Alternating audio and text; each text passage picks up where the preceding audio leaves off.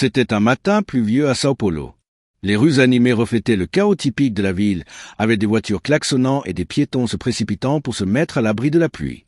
Au centre-ville, le forum João Mendes, connu pour accueillir les affaires les plus controversées et les plus importantes de la justice de Sao Paulo, était plus occupé que d'habitude. La tension dans la salle d'audience était palpable. Des avocats portant des costumes coûteux échangeaient des murmures et analysaient des documents. Au centre de la salle, les deux juges, Joaquim Braga, un homme de 60 ans connu pour sa posture rigide et son impatience avec les formalités en dehors du protocole, passaient en revue les processus de la journée. Il avait une présence frappante, des cheveux gris bien peignés, des lunettes à monture épaisse et une expression qui semblait toujours être froncée, dénonçant son scepticisme naturel. C'est dans cet environnement chargé que José Rafael entra. Il ne pouvait pas plus se heurter aux autres présents. C'était un jeune noir maigre, d'environ 17 ans, portant une simple chemise habillée et une paire de chaussures déjà portées. Il portait un sac à dos noir qui semblait lourd mais sécurisé avec fermeté. Malgré la simplicité de son apparence, José gardait la tête haute et la posture droite. Ses yeux se tournèrent bientôt vers lui, et des chuchotements commencèrent à circuler dans la salle. « Qui est ce garçon? Que fait-il ici » disaient certains des présents. Le contraste entre lui et les avocats en costume ne pouvait être plus frappant.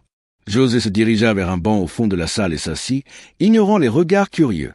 Peu après, le juge Joaquim Braga claqua le marteau, rappelant le public à l'ordre. Sa voix résonna avec autorité dans la salle. Commençons le procès de l'affaire Silva contre Agran. Un différend juridique se déterre à l'intérieur de l'État. Je demande la présence de l'avocat représentant le plaignant. Pendant un moment, il y eut un silence.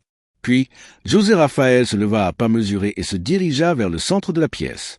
À chaque pas, les murmures devenaient plus forts. Quand il atteignit la chaire, il posa son sac à dos sur le sol et dit fermement « Bonjour, Votre Excellence.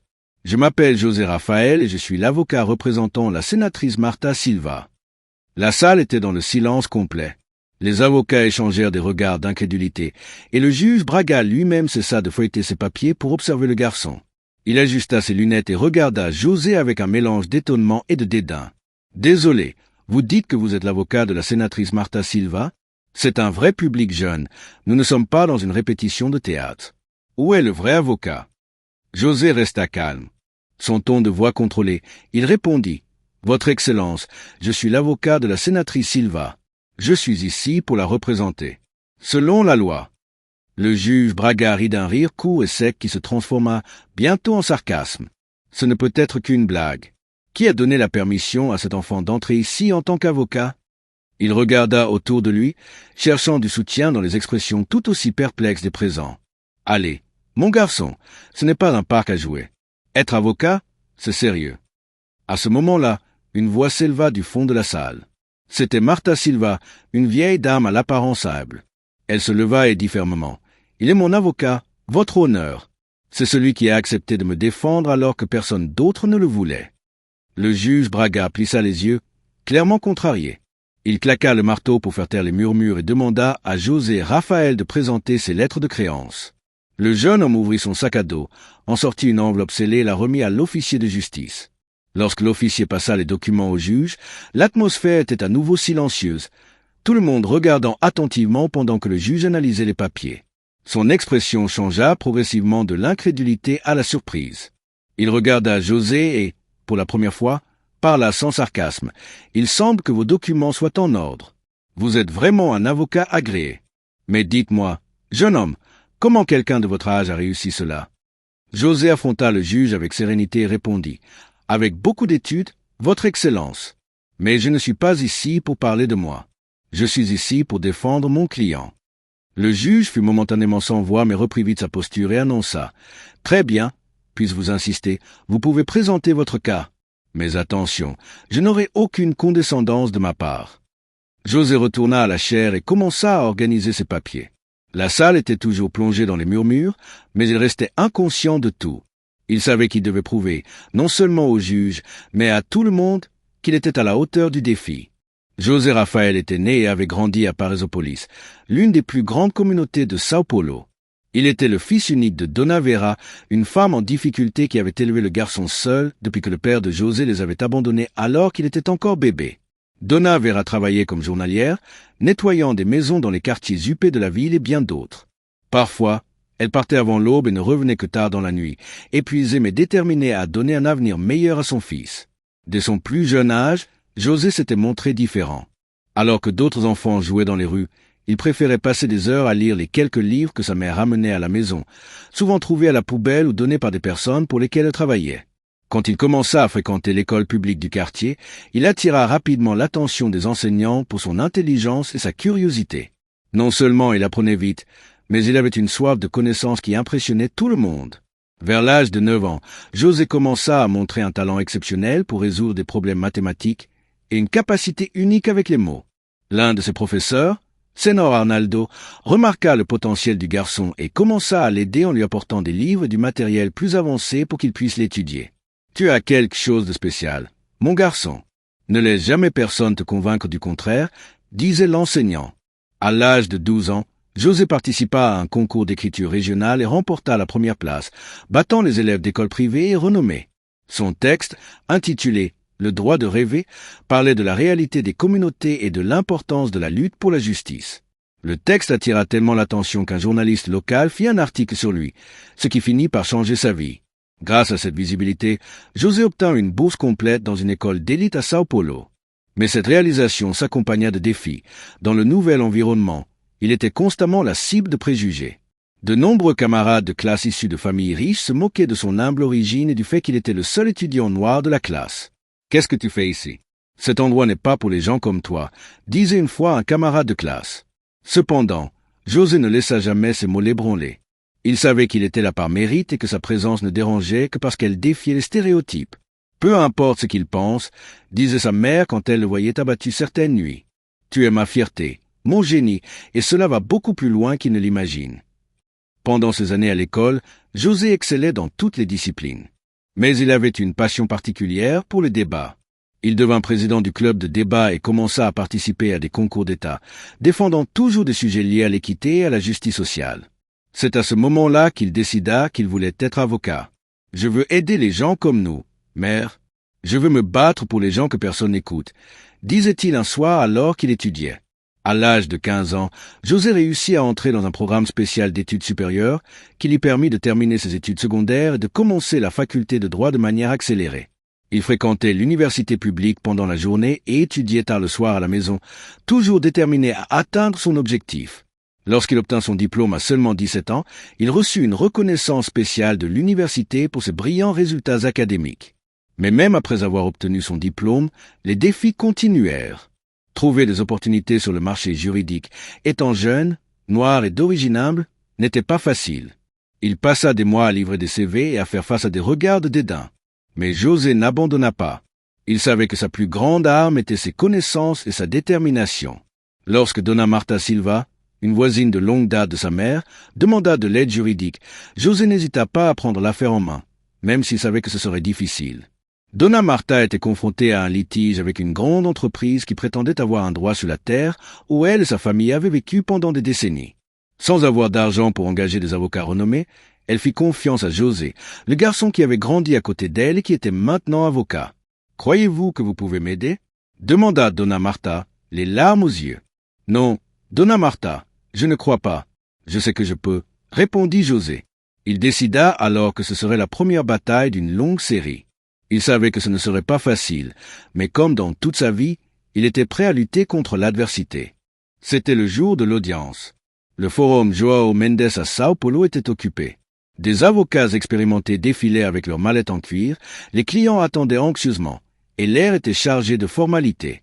Au milieu de cette foule, José Rafael entra dans la salle d'audience aux côtés de Dona Marta Silva. Il portait ce qu'il avait de mieux, une chemise bleue, un simple pantalon noir et une paire de chaussures que sa mère avait réussi à rénover spécialement pour l'occasion. Dès que José traversa la pièce, les yeux se tournèrent vers lui, d'abord par curiosité, puis par incrédulité. Après tout, qui était ce jeune homme noir à l'apparence si simple pour être dans un environnement aussi imposant?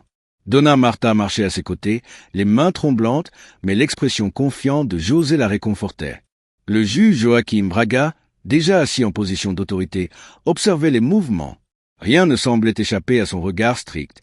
Il annonça d'un ton sévère. « Casilva versus Agran. Je demande aux représentants légaux de se présenter. » Un bref silence envahit la salle. Puis José Raphaël se leva d'un pas ferme et marcha vers la chaire. Le bruit de ses pas semblait résonner au milieu des murmures qui s'élevaient. « Je m'appelle José Raphaël. Je suis l'avocat représentant la sénatrice Marta Silva », déclara-t-il d'une voix claire et ferme. La salle se remplit d'un silence momentané, suivi de rires étouffés et de regards de surprise. Les avocats présents chuchotaient entre eux, certains visiblement amusés par ce qu'ils croyaient être une blague. Le juge Braga ajusta ses lunettes et plissa les yeux, comme pour confirmer qu'il avait bien entendu. « Excusez-moi, jeune homme, vous dites que vous êtes l'avocat de la dame Marta Silva ?» demanda-t-il d'un ton plein de sarcasme. « Oui, monsieur », répondit José sans hésiter. Le juge Braga laissa échapper un rire sec et regarda autour de la pièce comme s'il cherchait la complicité des autres. « Cela ne peut être qu'une blague. Comment un garçon de votre âge peut-il être ici en se faisant passer pour un avocat? Où est le véritable avocat ?» Donna Marta, assise à l'arrière, se leva avec un mélange de peur et de détermination. « Il est mon avocat, votre honneur. » Il était le seul à avoir accepté de m'aider quand personne d'autre ne le voulait. Le juge arqua les sourcils, clairement intrigué mais aussi agacé. « Très bien. Si vous êtes si jeune, j'espère que vous avez la preuve de votre qualification. Nous ne sommes pas ici pour jouer aux avocats. » José ouvrit calmement son sac à dos, en sortit une enveloppe scellée et la remit au fonctionnaire du tribunal. Le silence s'empara de la pièce alors que l'officier apportait les documents au juge. Pendant ce moment, José maintint une posture droite, faisant face au juge avec sérénité. Lorsque le juge Braga ouvrit l'enveloppe et commença à examiner les documents, son expression changea progressivement. Il passa du sceptique au sérieux, et enfin à la surprise. La salle sembla retenir son souffle en attendant la décision finale. « Eh bien, voyez ici, vous êtes vraiment un avocat agréé. Vous êtes inscrit à l'OAB et tout semble être en ordre, » dit le juge, ajustant à nouveau ses lunettes. Il s'arrêta et regarda José. « Mais dites-moi, comment quelqu'un de votre âge a réussi cela? Ce n'est pas du tout courant. » José ne se laissa pas intimider. Il prit une profonde respiration et répondit. « Votre Excellence, ma mère m'a toujours appris qu'avec de l'effort et du dévouement, tout est possible. J'ai beaucoup étudié, j'ai réussi les examens et rempli toutes les conditions requises. Aujourd'hui, je ne suis pas ici pour parler de moi, mais pour défendre mon client. » Le juge Braga fronça les sourcils, clairement interpellé par la confiance du jeune homme. « Très bien, si vous êtes si confiant, vous pouvez continuer. Mais sachez que je n'attends rien d'autre que du professionnalisme ici. Je ne ferai aucun compromis pour votre âge ou quoi que ce soit d'autre. » José hocha la tête calmement, retourna à la chaire et commença à organiser ses papiers. Les regards étaient toujours sur lui, certains de dédain, d'autres de surprise. Même sous toute cette pression, il garda son sang-froid. Il savait que le plus grand test était encore à venir. Donna Marta l'observait depuis la banquette arrière, les mains encore tremblantes, mais avec un nouvel espoir qui brillait dans ses yeux. Elle savait que José était jeune, mais elle savait aussi qu'il était sa meilleure chance contre le puissant Agran. Avec la permission du juge Joaquim Braga, José Raphaël rangea ses papiers en chair, gardant sa posture ferme. La pièce était encore pleine de murmures, mais il semblait immunisé contre toute distraction. L'affaire qu'il défendait était délicate. La sénatrice Marta Silva, une humble femme âgée, était confrontée à un différend avec Agran, une puissante entreprise agricole qui prétendait être propriétaire de la terre où elle avait vécu avec sa famille pendant plus de 30 ans. José commença sa présentation avec une voix claire et objective. « Votre Excellence, aujourd'hui je représente une citoyenne qui a consacré toute sa vie au travail et à la famille. La terre en question appartient à Senora Marta Silva depuis qu'elle a été acquise par son défunt mari. Mais elle est maintenant injustement réclamée par une entreprise qui utilise son influence et son pouvoir pour essayer de la lui enlever. » Il présenta un document qui contenait l'original de l'enregistrement de la propriété, indiquant que la sénatrice Marta Silva et sa famille étaient propriétaires de l'acte de propriété du terrain depuis 1992. José commença à distribuer des copies du document, expliquant calmement chaque détail technique. Il cita les articles du Code civil brésilien relatifs aux droits de propriété et présenta des preuves qu'Agran essayait de manipuler des documents pour invalider la possession légitime de la femme âgée. Tout en parlant, son argument était clair et précis. Il n'utilisa pas de mots farfelus ou compliqués, mais réussit à être suffisamment technique pour impressionner même ceux qui avaient souri avec dédain lorsqu'il s'était présenté. De plus, Votre Excellence, poursuivit-il en soulevant un autre papier, voici un avis d'expert indépendant qui confirme que les documents présentés par Agran contiennent des irrégularités. Il y a des indications claires de falsification dans la signature du prétendu vendeur d'origine. Cette preuve confirme que l'intention de la société était de frauder le droit de possession de mon client. Le juge Braga, qui avait d'abord à peine dissimulé son dédain, commença à se pencher sur son siège, analysant les documents plus attentivement. Il fit un geste à l'avocat d'Agrand, qui se leva immédiatement avec tout le respect que l'excellence méritait. « Votre Excellence », commença l'avocat de la société, Marcos Tavares, un homme d'âge moyen avec un costume impeccable et un sourire condescendant. Cette affaire est plus complexe que Sénor Raphaël essaie de le faire croire. Agrand a acquis le terrain de manière légitime et toute la documentation est régularisée. De plus, je dois dire que la défense qu'il présente manque d'expérience. Il jeta un coup d'œil de supériorité sur José avant de continuer. Ce jeune avocat peut être dédié, mais il simplifie clairement une question qui implique des nuances juridiques profondes. Nous ne sommes pas ici pour des discours émotionnels, mais pour analyser les faits juridiques. José écouta calmement sans interrompre. Quand Marcos eut fini, le juge regarda José et lui fit signe de répondre. « J'apprécie la présentation de la défense », dit José d'un ton ferme et respectueux. Cependant, j'insiste sur le fait que ce que nous présentons ici sont des faits objectifs. Les preuves que j'ai remises à ce tribunal montrent que Madame Marta Silva a la possession légitime du terrain. Les irrégularités dans les documents présentés par Agrand sont claires. La question n'est pas une question d'expérience, mais de justice. La salle fut occupée par un léger murmure. La réponse calme et directe de José en laissa certains surpris. Il continua. « Nous ne pouvons pas ignorer que le pouvoir économique d'Agrand est utilisé comme une arme pour intimider un citoyen ordinaire, quelqu'un qui n'a pas les mêmes ressources financières ou la même influence. Ce tribunal existe pour protéger les personnes vulnérables et veiller à ce qu'aucune personne ne soit privée de ses droits. » José continua à présenter des témoignages de voisins qui corroboraient la continuité de Dona Marta sur la terre depuis les années 1990, en plus de documents complémentaires qui renforçaient sa possession légale. Chaque point fut défendu avec clarté et objectivité, comme s'il était né pour être là. L'avocat Marcos tenta de l'interrompre à plusieurs reprises avec des questions techniques, mais José répondit à chacune d'elles calmement, montrant qu'il avait fait ses devoirs. Petit à petit, même ceux qui le sous-estimaient commencèrent à reconnaître qu'il n'était pas seulement un jeune homme talentueux, mais un professionnel préparé. Le juge Braga, qui jusque-là avait regardé avec scepticisme, commença à poser des questions.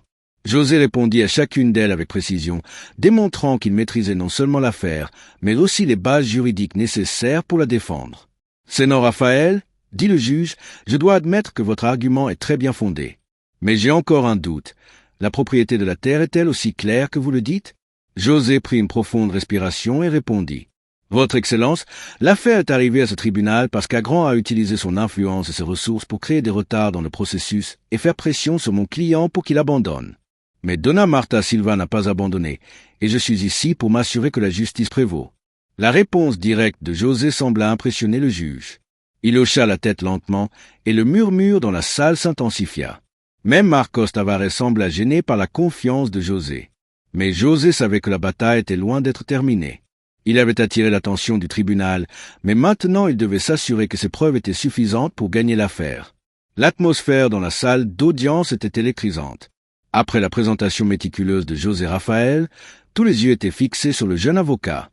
Il avait attiré l'attention du juge Joaquim Braga et défié la défense expérimentée de Marcos Tavares, qui semblait maintenant plus tendu que lui. « Sénor Tavares », déclara le juge d'un ton neutre mais attentif, « le tribunal accorde à la défense la possibilité de présenter toute preuve supplémentaire ou contestation de ce qui a été présenté jusqu'à présent. » Marcos Tavares, dans un effort pour regagner du terrain, se leva et ajusta ses lunettes du bout des doigts. Il s'arrêta comme s'il calculait soigneusement chaque mot. « Votre Excellence, je voudrais souligner que cette affaire n'est pas aussi simple que Sénor Raphaël essaie de le faire paraître. Bien qu'il se soit montré très éloquent sur la question centrale ici, c'est l'authenticité des documents présentés par les deux parties.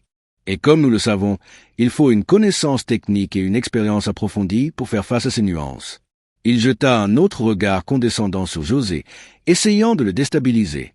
Avec tout le respect que je lui dois, nous devons nous demander si Sénor Raphaël comprend vraiment la complexité de cette affaire ou si nous sommes face à un discours bien répété mais vide. La tension dans la salle était palpable. Le juge Braga regarda José et lui fit signe de répondre. José prit une profonde inspiration, contrôlant les émotions qui surgissaient en lui. Il savait que Marcos Tavares ne remettait pas seulement en question ses preuves, mais aussi sa légitimité, quelque chose que José avait affronté tout au long de sa vie. « Votre Excellence », commença José d'une voix calme et pleine de conviction, « mon travail ici est de présenter des faits. Et les faits montrent clairement que les documents présentés par Agrand contiennent de graves irrégularités. Ce n'est pas un discours répété, comme le soutient la défense, mais des preuves concrètes qui ont été vérifiées par des experts. Il souleva l'un des documents et se dirigea vers l'écran de projection qui se trouvait dans la salle d'audience. Permettez-moi de montrer une fois de plus les incohérences dans la signature du prétendu vendeur. Ici, il pointa du doigt la signature. Nous voyons une différence flagrante entre cette signature et d'autres signatures authentifiées du même individu. Ce n'est pas seulement une irrégularité, c'est une preuve de mauvaise foi. Le silence s'empara de la pièce pendant que José expliquait chaque détail à l'aide d'un langage technique suffisant pour impressionner le tribunal, mais assez clair pour que tout le monde comprenne.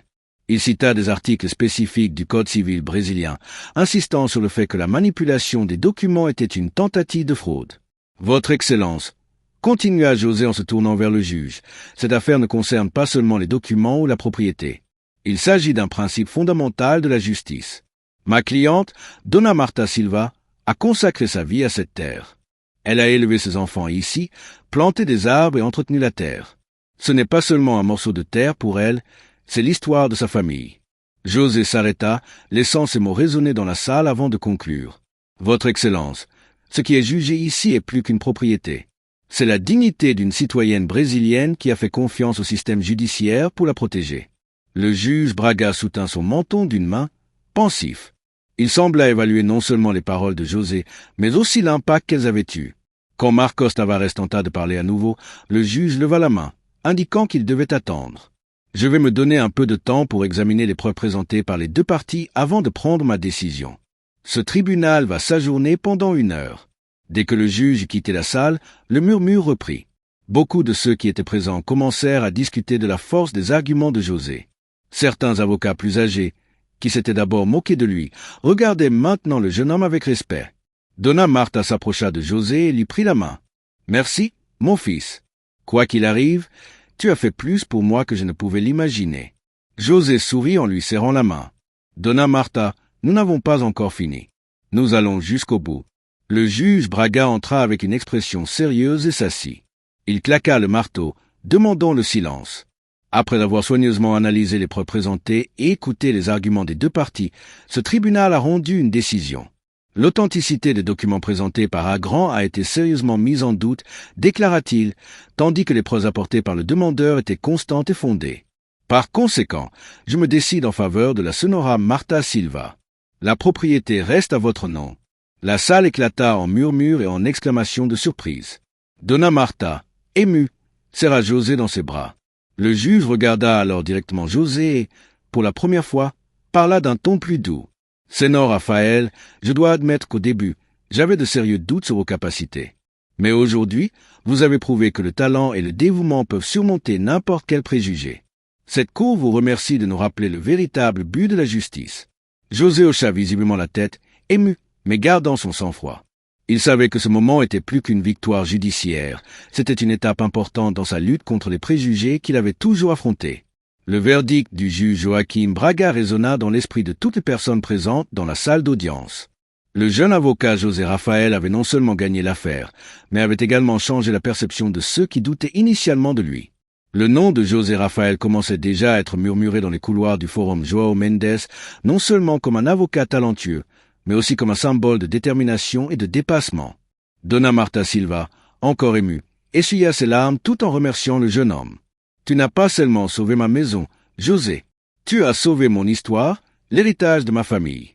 Que Dieu te bénisse, mon fils. » José sourit, les yeux larmoyants, mais il maintint une posture professionnelle. « Dona Marta, ton combat est celui de beaucoup de gens. Je n'ai fait que ce qui était juste, et je veux continuer à le faire pour tous ceux dans le besoin. » Alors qu'il rassemblait ses papiers, plusieurs avocats qui l'ignoraient auparavant commencèrent à s'approcher pour le féliciter. Même Tavares, l'avocat expérimenté d'Agrand, vint à José avec un visage plus humble. « Je dois admettre, Raphaël, je t'ai sous-estimé aujourd'hui. J'ai appris une leçon que je n'oublierai jamais, dit Tavares en tendant la main. José lui serra la main et répondit avec humilité. « Nous sommes tous ici pour apprendre, Tavares. Je suis reconnaissant d'avoir eu l'opportunité de défendre mon client. » Dans les jours qui suivirent, l'histoire de José Rafael commença à circuler dans les journaux. Des reportages locaux et sur les médias sociaux mirent en lumière le jeune avocat de la périphérie qui avait fait face à des géants devant les tribunaux. L'histoire prit rapidement de l'ampleur, inspirant des jeunes de tout le Brésil qui se retrouvaient en José.